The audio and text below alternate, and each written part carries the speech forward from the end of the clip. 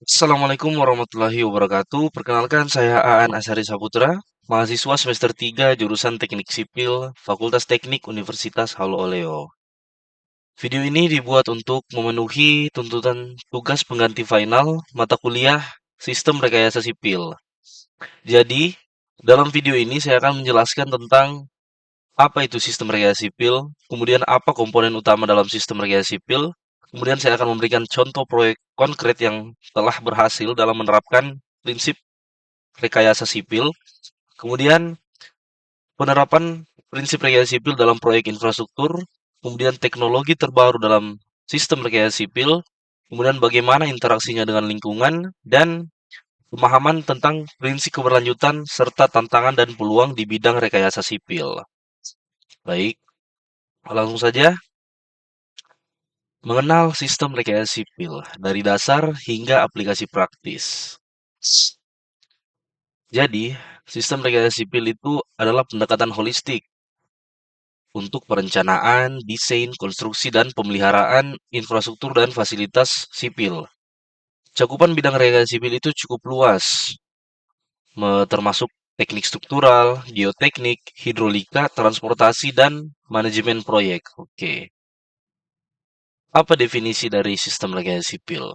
Sistem rekayasa sipil sendiri itu terdiri dari tiga kata, yaitu sistem, rekayasa, dan sipil.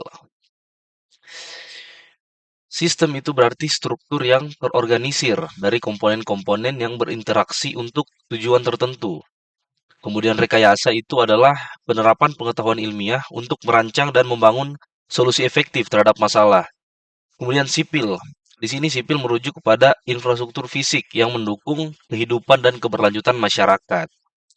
Jadi, sistem rekayasa sipil dapat didefinisikan sebagai suatu kerangka kerja yang melibatkan perencanaan, desain, konstruksi, operasi, dan pemeliharaan berbagai elemen infrastruktur seperti bangunan, jalan, jembatan, saluran air, dan fasilitas lainnya. Tujuan dari sistem rekayasa sipil ini adalah untuk memastikan keberlanjutan, keamanan, dan efisiensi struktur tersebut serta untuk memenuhi kebutuhan manusia dan mendukung pengembangan masyarakat. Rekayasa sipil ini melibatkan berbagai disiplin ilmu dan praktik teknis guna menciptakan solusi yang berkelanjutan dan memadai bagi lingkungan binaan. Oke, lanjut ke materi selanjutnya yaitu pentingnya sistem rekayasa sipil dalam konstruksi. Rekayasa sipil itu berperan penting dalam setiap proyek konstruksi dengan menyediakan pendekatan sistematik dan holistik seperti yang saya sebutkan tadi, dari tahap perencanaan hingga pemeliharaan. Rekayasa sipil itu memastikan keselamatan, keberlanjutan, dan efisiensi proyek. Ini melibatkan analisis kebutuhan, pemilihan lokasi yang optimal, desain struktural yang cermat, implementasi konstruksi yang terkoordinasi, dan pemeliharaan berkala. Keberhasilan dari proyek konstruksi tidak hanya diukur oleh penyelesaian yang tepat waktu dan dalam anggaran yang menguntungkan, tetapi juga oleh dampak jangka panjangnya terhadap lingkungan dan masyarakat. Dengan mengintegrasikan berbagai disiplin ilmu, rekayasa sipil memberikan landasan yang kokoh untuk proyek konstruksi yang berkelanjutan, aman, dan berdaya guna. Baik, kita lanjut ke materi komponen utama dalam sistem rekayasa sipil. Jadi, pertama-tama kita memiliki tahap perencanaan. Perencanaan merupakan langkah awal yang melibatkan analisis mendalam tentang proyek, termasuk pemilihan lokasi, estimasi anggaran, dan penentuan risiko potensial. Perencanaan memberikan fondasi yang kuat untuk kesuksesan proyek dan membimbing langkah selanjutnya dalam proyek rekayasa sipil. Apa definisi dari perencanaan? Perencanaan itu proses merancang langkah-langkah untuk mencapai tujuan di masa depan secara efisien. Tujuannya apa? Untuk menentukan ruang lingkup proyek dan sumber daya yang diperlukan dan memprediksi potensi risiko dan mencari solusi sebelum proyek dimulai. Apa contohnya? Contohnya itu seperti penentuan lokasi proyek, estimasi anggaran, sumber daya, pemasaran hingga pengelolaan waktu. Kemudian selanjutnya yang kedua, desain. Apa definisi dari desain? Jadi desain itu adalah fase di mana ide dan konsep dirinci menjadi gambar dan rencana teknis. yang bertujuan untuk menciptakan solusi yang fungsional dan elastis serta menjamin keamanan dan keberlanjutan dari proyek. Apa contohnya? Contohnya itu seperti pengembangan gambar teknis, perhitungan struktural, hingga pemilihan material. Jadi, tahap desain itu memegang peranan kunci setelah perencanaan. Kita mentransformasikan konsep menjadi rancangan teknis yang melibatkan aspek struktural, keamanan, dan estetika. Proses desain itu mencakup pengembangan gambar teknis, perhitungan struktural, dan pemilihan material yang tepat sesuai kebutuhan proyek. Kemudian yang ketiga, konstruksi. Konstruksi itu adalah tahap di mana desain diimplementasikan menjadi struktur fisik yang bertujuan untuk mewujudkan rencana desain menjadi kenyataan, kemudian memastikan konstruksi sesuai dengan standar dan peraturan. Contoh proses konstruksi itu seperti apa? Yaitu penggalian, fondasi, pembangunan struktur, instalasi infrastruktur, hingga finishing. Itu merupakan contoh dari proses konstruksi. Jadi langkah berikutnya itu setelah desain itu tahap konstruksi, di mana rencana desain itu kita implementasikan. Kemudian pada proses ini melibatkan manajemen proyek yang efisien, pemilihan material konstruksi yang tepat, serta pengawasan yang ketat untuk memastikan konstruksi sesuai dengan standar dan spesifikasi yang telah kita tetapkan sebelumnya. Kemudian setelah konstruksi ada tahap pemeliharaan. Pemeliharaan itu melibatkan tindakan untuk menjaga agar struktur tetap berfungsi dengan baik setelah dibangun, dengan tujuan untuk mencegah kerusakan dan melakukan perbaikan cepat jika ada masalah, serta untuk meningkatkan umur layanan struktur. Contohnya seperti apa, yaitu pemantauan rutin, perawatan berkala, dan tindakan korektif jika diperlukan. Jadi setelah selesai dibangun, struktur memerlukan perawatan rutin dan tindakan pemeliharaan. Ini termasuk dalam pemantauan kondisi struktural sampai tindakan korektif tadi jika diperlukan. Pemeliharaan itu adalah kunci untuk memastikan keberlanjutan dan kinerja jangka panjang suatu proyek. Jadi, keterkaitan erat antar semua komponen ini yang empat tadi, mulai dari perencanaan, desain, konstruksi hingga pemeliharaan, ini mendukung kesuksesan proyek dari rekayasa sipil. Kemudian kolaborasi dan koordinasi dari keempat komponen ini sangat penting untuk memastikan hasil proyek yang optimal. Jadi, itulah gambaran singkat tentang komponen utama dalam sistem rekayasa sipil. Dengan memahami setiap tahapan ini, kita dapat lebih menghargai kompleksitas dan signifikansi rekayasa sipil dalam membangun infrastruktur yang berkelanjutan dan aman. Oke, kita lanjut ke selanjutnya, yaitu contoh proyek konkret. Contoh proyek konkret yang di sini yang saya ambil yaitu studi kasus proyek bendungan terbesar di Indonesia, yaitu Bendungan Jati Gede. Salah satu proyek yang paling mencolok, kenapa saya memilih ini? Karena ini adalah proyek bendungan terbesar dengan dimensi yang besar di Indonesia ya, dan dampak yang signifikan. Proyek ini memberikan gambaran nyata tentang penerapan sistem rekayasa sipil dalam skala yang masif atau besar ya. Latar belakang Bendungan Jati Gede. Bendungan Jati Gede itu terletak di Kabupaten Sumedang, Jawa Barat. Bendungan ini adalah proyek ambisius yang dimulai pada tahun 2010 dengan tujuan utama untuk menyediakan pasokan air bagi pertanian. Proyek ini juga dirancang untuk mengendalikan banjir dan membangun pembangkit listrik tenaga air. Oke, bagaimana peran perencanaan dalam proyek? Ada tiga, yaitu analisis, estimasi, dan penentuan lokasi. Analisis sebelum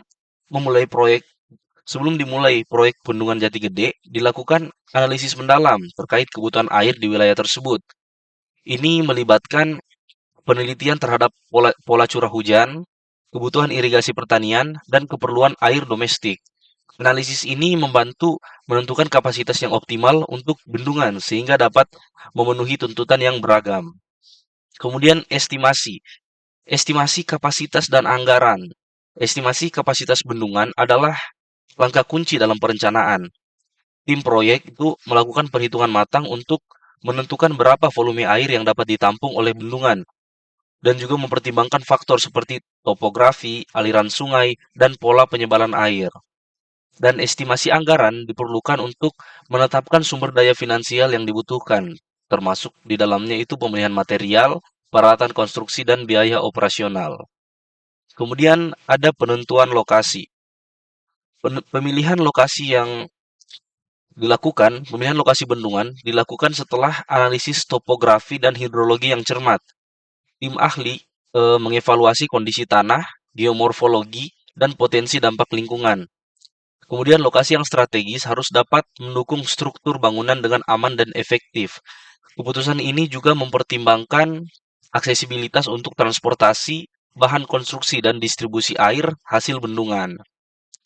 Jadi pentingnya analisis, estimasi, dan penentuan lokasi dalam tahap perencanaan proyek Bendungan Jati Gede tidak hanya memastikan kesuksesan teknis konstruksi, tetapi juga memastikan proyek tersebut memberikan manfaat yang optimal bagi masyarakat setempat. Kemudian desain dan konstruksi bendungan. Tahap desain melibatkan pengembangan rencana teknis untuk struktur bendungan, termasuk pemilihan materi yang tahan lama dan memperhitungkan kekuatan struktural yang dibutuhkan. Proses konstruksi memerlukan koordinasi yang ketat antara tim konstruksi, pemasangan peralatan berat, dan pemantauan ketat terhadap struktur yang sedang dibangun. Kemudian pemeliharaan, dampak positif dan pemeliharaan. Bendungan Jati Gede, sejak setelah selesai konstruksi, telah memberikan dampak positif yang signifikan. Pasokan air untuk pertanian meningkat, risiko banjir berkurang, dan pembangkit listrik tenaga air memberikan sumber energi yang bersih. Tahap pemeliharaan rutin juga dilakukan terus untuk memastikan kinerja optimal dan keberlanjutan dari proyek ini. Selanjutnya, tantangan proyek pembangunan Bendungan Jati Gede di Jawa Barat. Tantangannya ada tiga, yaitu manajemen banjir. Bagaimana mengelola aliran sungai dan mengurangi risiko banjir di musim hujan. Kemudian irigasi. Bagaimana menjamin distribusi air yang merata kepada masyarakat. Kemudian pembangunan berkelanjutan. Bagaimana agar proyek ini tidak mengorbankan generasi mendatang dengan menghabiskan sumber daya yang ada pada saat itu. Bagaimana solusinya? Solusinya yaitu pada manajemen banjir, diimplementasikan sistem pengendalian banjir yang terintegrasi dengan kemampuan bendungan untuk menyimpan dan mengatur aliran air. Kemudian dilakukan juga konstruksi saluran air dan tanggul yang dirancang untuk mengurangi resiko banjir di sekitar area proyek. Kemudian penyediaan air irigasi. Dilakukan perencanaan yang cermat dalam distribusi air irigasi untuk memastikan semua lahan pertanian mendapatkan pasokan yang cukup. Kemudian diterapkan juga teknologi sensor dan pemantauan untuk mengoptimalkan penggunaan air dan meningkatkan efisiensi irigasi. Kemudian pembangunan berkelanjutan.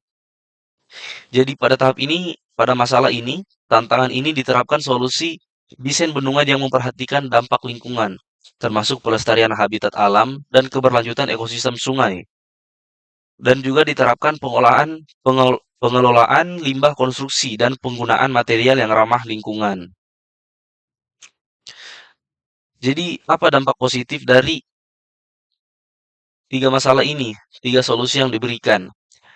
Jadi, Bendungan Jati Gede sudah berhasil mengurangi risiko banjir di sekitar wilayah proyek, melindungi pemukiman dan lahan pertanian dari potensi kerusakan.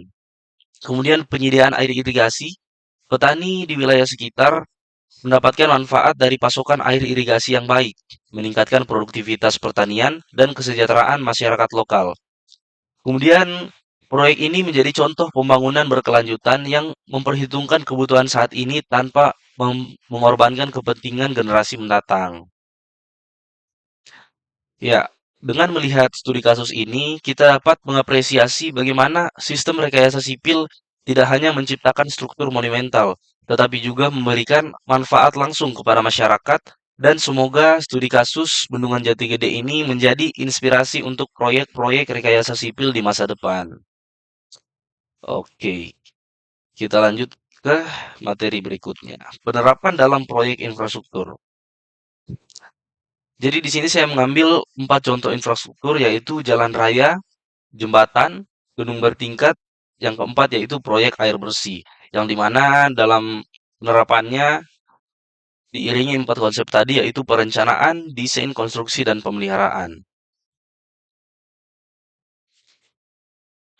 Pada infrastruktur jalan raya, perencanaan itu berperan dalam analisis lalu lintas, pemilihan rute, dan estimasi anggaran. Kemudian pada tahap desain dilakukan perancangan geometrik jalan, pemilihan jenis perkerasan, dan desain drainase yang cocok dengan kondisi jalan tersebut.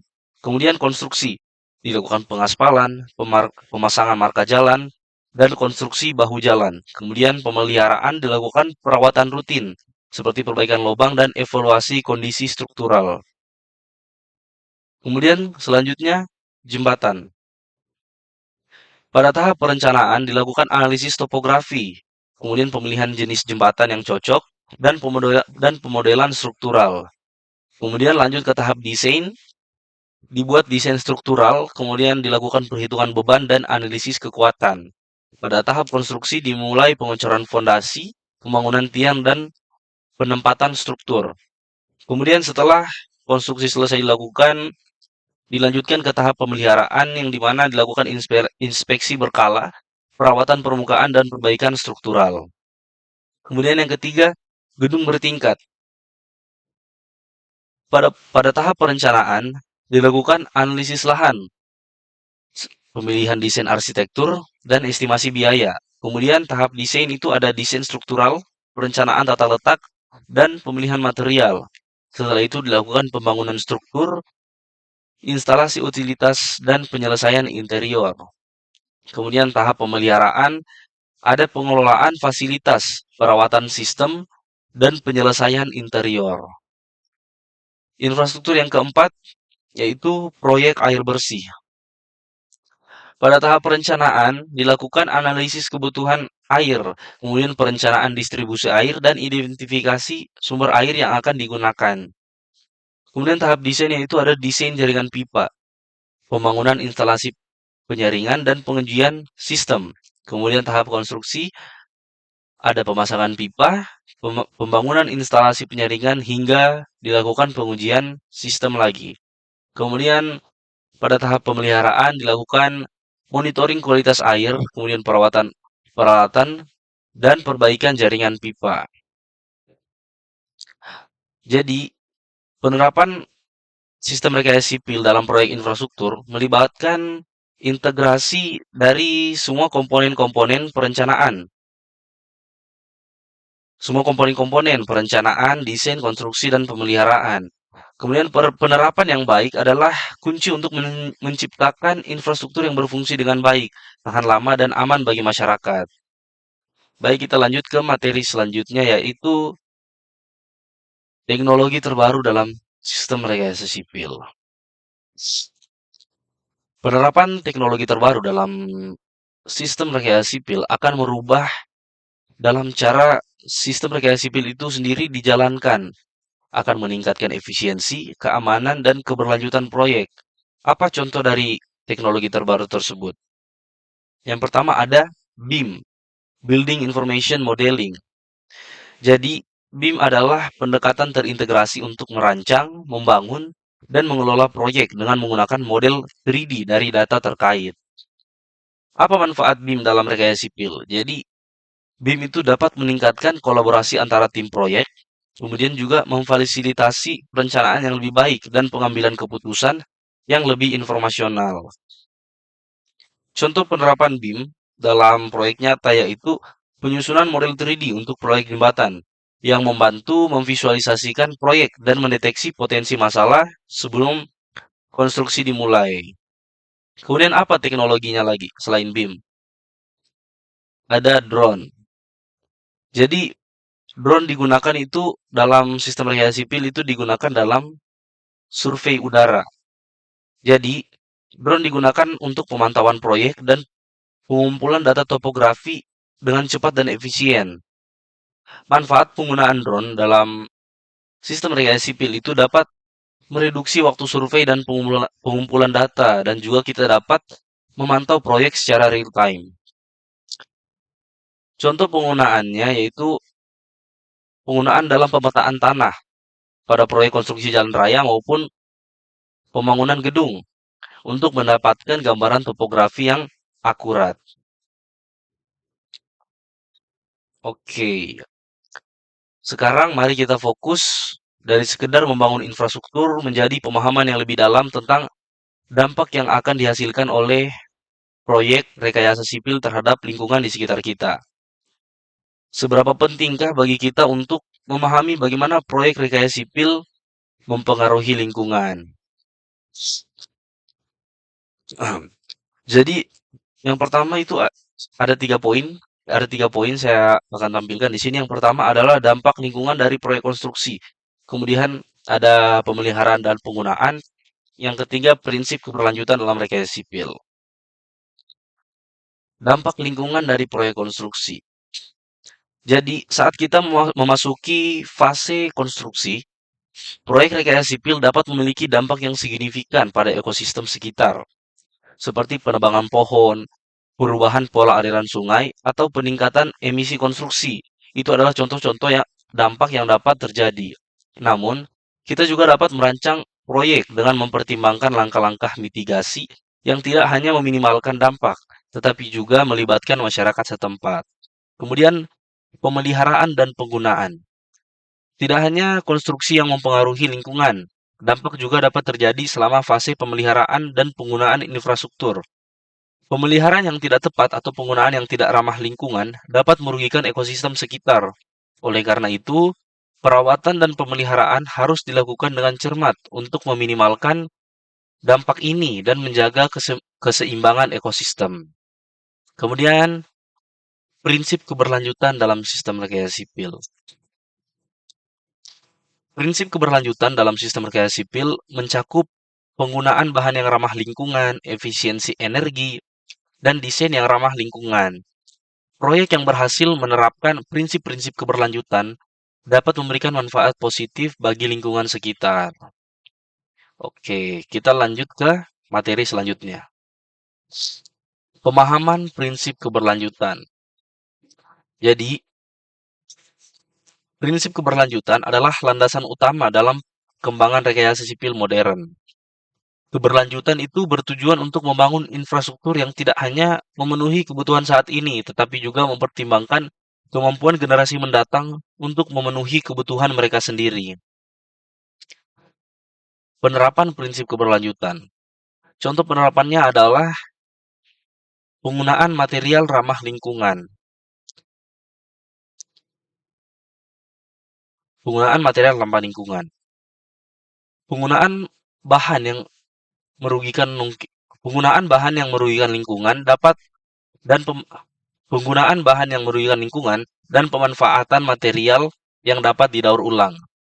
Jadi, di sini kita dapat mereduksi penggunaan bahan yang merugikan lingkungan seperti beton dan baja yang berlebihan. Kemudian kita memanfaatkan material yang dapat didaur ulang atau ramah lingkungan seperti material daur ulang atau bahan yang memiliki siklus hidup yang lebih panjang. Selanjutnya, efisiensi energi. Efisiensi energi ini di sini yaitu upaya untuk merancang dan membangun proyek-proyek yang lebih efisien dalam penggunaan energi. Jadi seperti perancangan proyek untuk mengoptimalkan penggunaan energi dan mengurangi jejak karbon.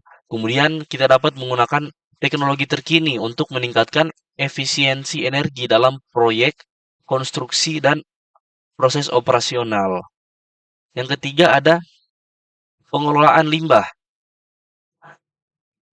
Di sini termasuk praktik-praktik untuk mengurangi limbah konstruksi dan cara yang bertanggung jawab dalam pengelolaan limbah, seperti menerapkan sistem pengelolaan limbah yang bertanggung jawab, termasuk daur ulang dan pemrosesan yang ramah lingkungan.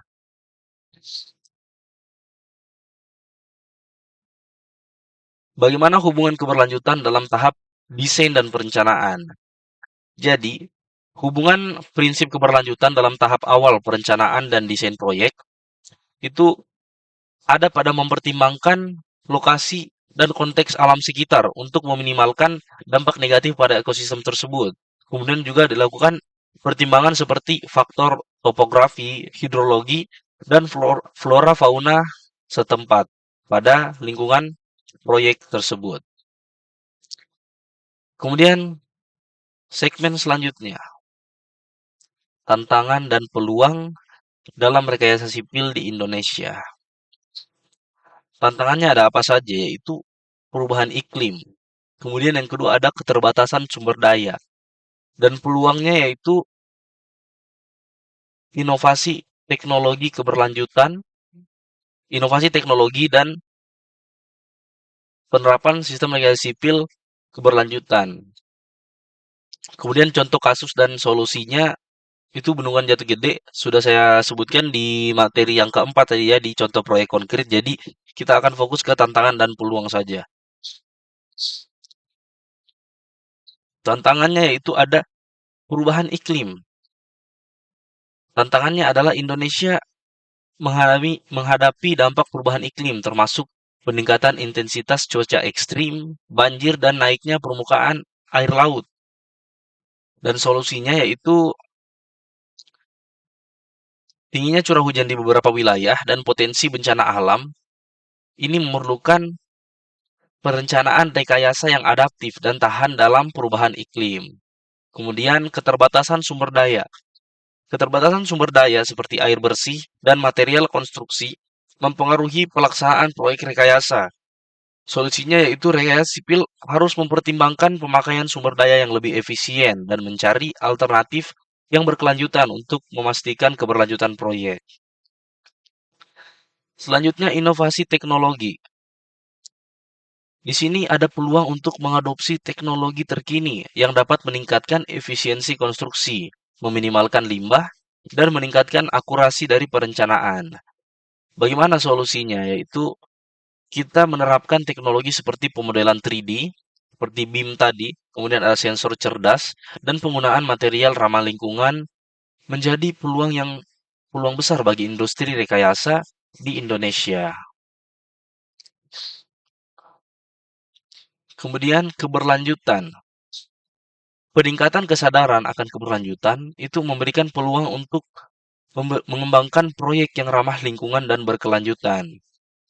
Proyek-proyek dengan desain hijau, manajemen limbah yang baik, dan sumber daya yang berkelanjutan mendapatkan dukungan positif dari masyarakat dan juga pemerintah.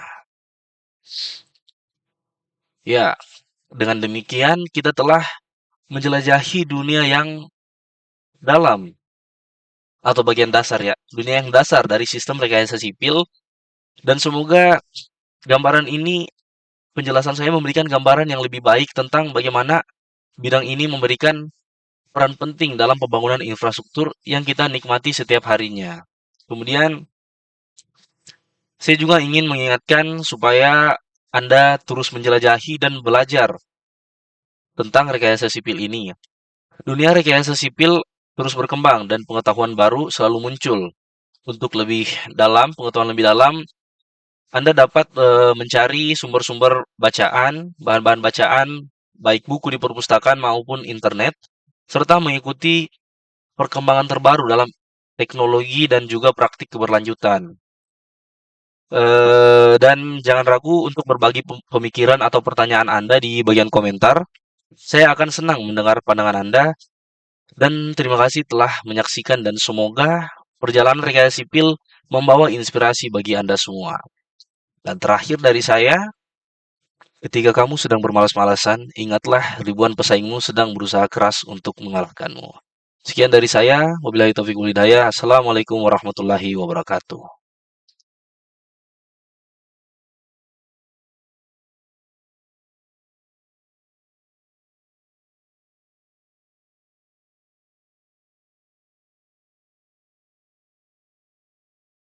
Baik teman-teman, karena ketentuan video ini harus berdurasi minimal 30 menit, jadi saya akan berbicara sedikit untuk mengisi waktu kosong tersebut. Jika ada sesuatu yang teman-teman tidak pahami dari apa yang saya sampaikan tadi, teman-teman sangat boleh untuk bertanya di kolom komentar. Jadi saya akan mencoba menjawab dengan pengetahuan saya sekarang ini. Dan jangan lupa juga teman-teman tekan tombol like-nya karena itu akan sangat membantu saya untuk mendapatkan nilai yang baik pada tugas ini. Baik, terima kasih teman-teman. Sampai jumpa lagi di pertemuan selanjutnya. Assalamualaikum warahmatullahi wabarakatuh.